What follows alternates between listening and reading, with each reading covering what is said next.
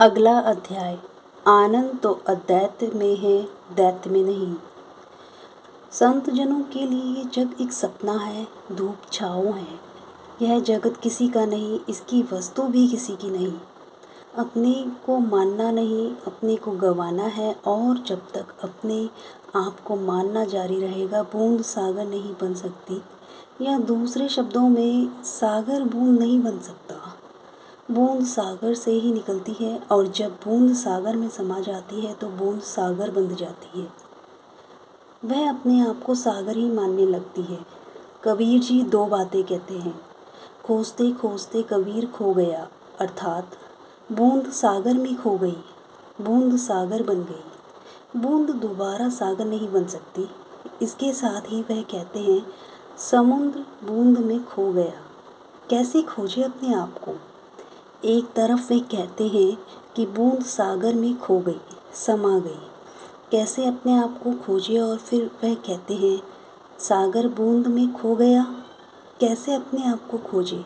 अर्थात सागर और बूंद और सागर एक हो गए। जिस दिन आपको यह पता चलेगा कि तुम नहीं हो, मैं नहीं हूँ, उसी दिन सागर तुम में खो जाएगा। बूंद सागर में खो जाएगी, और बूंद सागर में खोए या सागर बूंद में खोए, बात एक ही है। परमात्मा सागर है और जीव बूंद है। जीव परमात्मा में खो जाना चाहता है। उसे भय भी है कि क्या खो जाना ठीक है। अरे तुम परमात्मा में थोड़े ही खोते हो, परमात्मा ही तुम में खोता है। तुम मिटते नहीं अपने आप को परमात्मा में मिटाकर, बल्कि जब तुम विराट हो जाते हो, उसी प्रकार जिस प्रकार स्वयं परमात्मा है, उसी प्रकार जिस प्रकार बूंद सागर में समाकर विराट हो जाती है, फिर तुम्हारी पहचान कहाँ?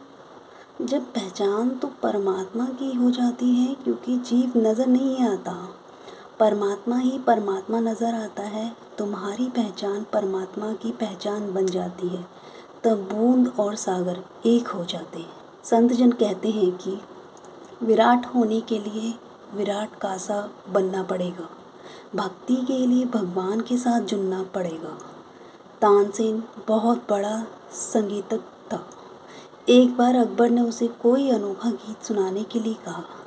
तानसेन के गायन में एक माधुर्य था, एक आकर्षण था, लेकिन उस दिन लाख प्रयत्न करने पर भी वह गा ना सका, अकबर को खुश ना कर सका। हालांकि वह अकबर के नवरत्नों में से एक था।